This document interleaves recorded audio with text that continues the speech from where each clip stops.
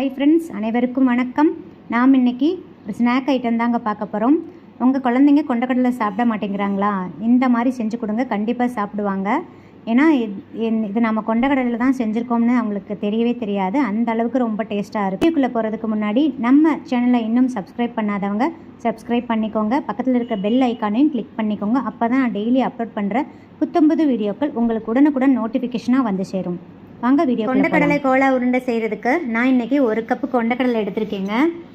நான் இன்றைக்கி வெள்ளை கொண்டக்கடலை எடுத்திருக்கேன். நீங்கள் கருப்பு கொண்டக்கடலை எடுத்துக்கோங்க. கருப்பு கொண்டக்கடலை செஞ்சிங்கன்னா இன்னும் ரொம்ப ஹெல்த்தியாக இருக்கும்.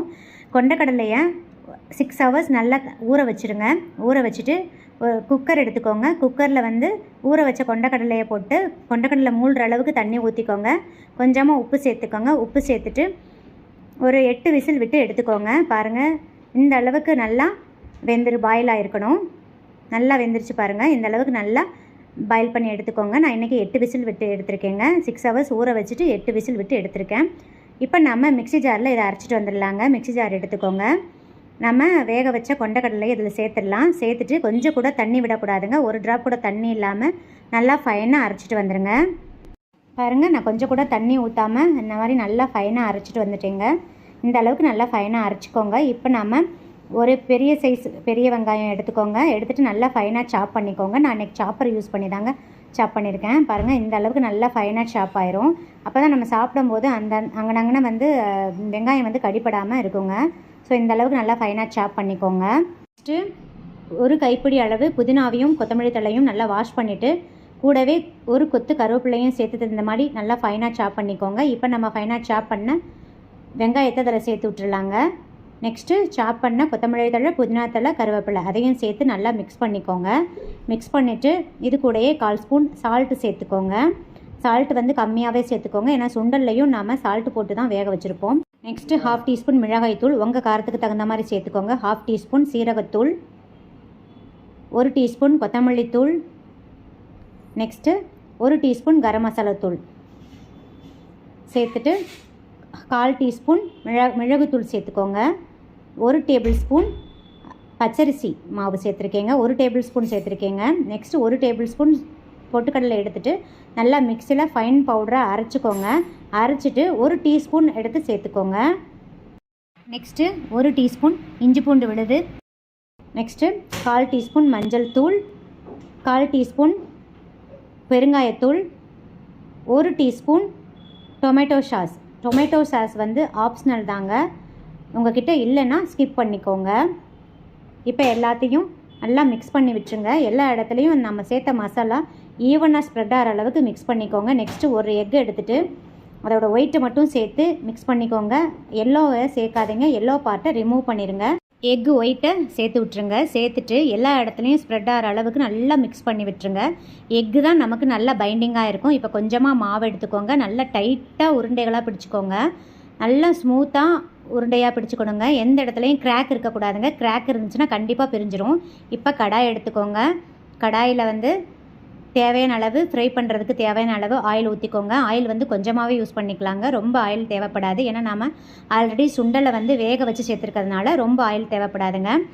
ஆயில் ரொம்ப ஓவராக ஹீட் ஆகக்கூடாது. இந்த அளவுக்கு லைட்டாக பபிள்ஸ் வரவும் நம்ம ஃபஸ்ட்டு ஒரு உருண்டையை போட்டு பார்க்கலாங்க. பிரியாமல் வருதான்னு செக் பண்ணிக்கலாம். இப்போ பாருங்கள், நம்ம எடுத்து வச்ச உருண்டையை எந்த இடத்துலையும் கிராக் இருக்கக்கூடாதுங்க. கிராக் இல்லாமல் இந்த மாதிரி ஸ்மூத்தாக ரோல் பண்ணிக்கோங்க. பாருங்கள், இந்த கையில் இந்த மாதிரி வச்சு நீங்கள் இப்படி ரோல் பண்ணிங்கனாவே நல்லா ஸ்மூத்தாக ரோல் ஆயிருங்க. பால் மாதிரி அழகாக வந்துடும். எந்த இடத்துலையும் கிராக் இல்லை பாருங்கள். இப்போ நம்ம போட்டுடலாங்க. பாருங்கள், நம்ம இப்போ போட்டுடலாம். போட்ட உடனே திருப்பி போடாதீங்க. ஃப்ளேமை சிம்மில் வச்சுக்கோங்க. 2 மினிட்ஸ் வெயிட் பண்ணுங்கள். பாருங்கள், இப்போ திருப்பி போடுங்க. நல்லா அந்த பக்கம் ரோஸ்ட் ஆகிடுச்சு. இந்த அளவுக்கு ரோஸ்ட் ஆனதுக்கப்புறம் தாங்க திருப்பி போடணும். திருப்பி போட்டுட்டு ஒரு 3 மினிட்ஸ் வெயிட் பண்ணுங்கள். ஃப்ளேமை சிம்மில் தாங்க வச்சுருக்கணும். ஹையில் மீடியமில் வச்சிங்கன்னா கண்டிப்பாக பிரிஞ்சிருங்க. ஸோ சிம்மில் வச்சே ஃப்ரை பண்ணிக்கோங்க. இந்தளவுக்கு நல்லா ஃப்ரை பண்ணிவிட்டு பாருங்கள், இப்போ கொஞ்சம் கூட நமக்கு பிரியாமல் வந்திருக்கு. ஸோ எல்லா உருண்டைகளையும் நம்ம இதே மாதிரி ஒவ்வொன்றா போட்டு எடுத்துடலாங்க. நான் அன்றைக்கி 3 போடுறீங்க. ஃப்ளேம் சிம்மில் வச்சுக்கோங்க. போடுற உருண்டைகள் ஒன்றுக்கு ஒன்று ஒட்டக்கூடாதுங்க. அப்படி ஒட்டுற மாதிரி இருந்துச்சுன்னா லைட்டாக அந்த ஸ்டிக்கை வச்சு லைட்டாக மட்டும் மூவ் பண்ணி விட்டுக்கோங்க. போட்ட உடனே அதை திருப்பி விடக்கூடாதுங்க. 2 மினிட்ஸ் வெயிட் பண்ணுங்கள். பாருங்கள், அந்த பக்கம் நல்லா ரோஸ்ட் ஆகிடுச்சு. இப்போ லைட்டாக திருப்பி விடுங்க. ஏன்னா பிரிகிறதுக்கு நிறைய வாய்ப்பு இருக்குது. லைட்டாக மட்டும் டர்ன் பண்ணி விடுங்க. இப்போ திருப்பி போட்டுட்டு கண்டிப்பாக ஒரு 3 மினிட்ஸ் வெயிட் பண்ணுங்கள். அப்போ தான் நல்லா அந்த பக்கம் நல்லா ரோஸ்ட் ஆகும். 3 மினிட்ஸ் வெயிட் பண்ணுங்கள். உங்களுக்கு இந்த மாதிரி ஃப்ரை பண்ணுறதுக்கு பிடிக்கலைன்னா நீங்கள் இந்த பால் மாதிரி உருட்டிட்டு கையில் வச்சு ஒரு ப்ரெஸ் கொடுங்க. இதை நீங்கள் தோசை தவாவில் லைட்டாக ஆயில் ஊற்றி ஷாலோ ஃப்ரை மாதிரி பண்ணி கூட எடுத்துக்கலாங்க. உங்கள் விருப்பம்தான். நான் இன்றைக்கி வந்து ஃபுல்லாக ஃப்ரை பண்ணியிருக்கேங்க. நீங்கள் எப்படி வேணால் பண்ணிக்கலாங்க. பாருங்கள், இப்போ நல்லா எல்லா பக்கமும் ரோஸ்ட் ஆயிடுச்சு. இதை வந்து நாம் அவ்வளோதாங்க. அதுக்கு மேலே நீங்கள் ஃப்ரை பண்ண வேணாம், ரொம்ப கரிகிறதுக்கு வாய்ப்பு இருக்குது. இப்போ நம்ம ரிமூவ் பண்ணிடலாங்க. ரொம்ப சூப்பராக வந்திருக்குங்க. பாருங்கள், இப்போ எல்லா உருண்டைகளையும் நாம் எடுத்து ப்ளேஸ் பண்ணிடலாங்க. ரொம்ப டேஸ்ட்டாக இருக்குங்க. குழந்தைகளுக்கு கண்டிப்பாக செஞ்சு கொடுங்க. பாருங்கள், நான் இப்போ ஒரு உருண்டை எடுத்து உங்களுக்கு நான் பிரித்து காமிக்கிறேன். பாருங்கள், வெளியே நல்லா கிறிஸ்பியாகவும் உள்ளே சாஃப்டாகவும் இருக்குங்க. இது சிக்கன் மட்டனுக்கு ஈக்குவலான டேஸ்ட்டில் இருக்கும். சுண்டலே சாப்பிட மாட்டேன்னு சொல்கிற குழந்தைங்களுக்கு இந்த மாதிரி செஞ்சு கொடுங்க, கண்டிப்பாக விரும்பி சாப்பிடுவாங்க. நான் இன்றைக்கி 50 கிராம் சுண்டல் எடுத்திருக்கேங்க. ஒரு எக்கு எடுத்திருக்கேன். உங்களுக்கு இந்த மாதிரி ஃப்ரை பண்ணி செக் பண்ணுறச்ச பிரியிற மாதிரி இருந்துச்சுன்னா ஒரு டேபிள் ஸ்பூன் பச்சரிசி மாவு சேர்த்துட்டு நல்லா மிக்ஸ் பண்ணிவிட்டு எகைன் போட்டு பாருங்கள். மேக்ஸிமம் பிரியவே பிரியாதுங்க. இன்கேஸ் பிரிஞ்சிச்சுன்னா, அப்படியும் உங்களுக்கு ரைஸ் ஃப்ளார் சேர்த்து இன்கேஸ் பிரிஞ்சிச்சுன்னா அதை லைட்டாக வடை மாதிரி தட்டிட்டு நீங்கள் தோசை தவாவில் லைட்டாக ஆயில் ஊற்றிட்டு ஷாலோ ஃப்ரை மாதிரி பண்ணி எடுத்துக்கோங்க, பிரியாது. ஃபஸ்ட்டு நீங்களும் கொஞ்சமாக சுண்டல் எடுத்து இந்த மாதிரி ட்ரை பண்ணி பாருங்கள் ஃப்ரெண்ட்ஸ். ட்ரை பண்ணி பார்த்துட்டு எப்படி இருந்துச்சுன்னு சொல்லுங்கள். இந்த வீடியோ பிடிச்சிருந்தால் லைக், ஷேர், கமெண்ட் பண்ணுங்கள். தேங்க்யூ. தேங்க்ஸ் ஃபார் வாட்சிங்.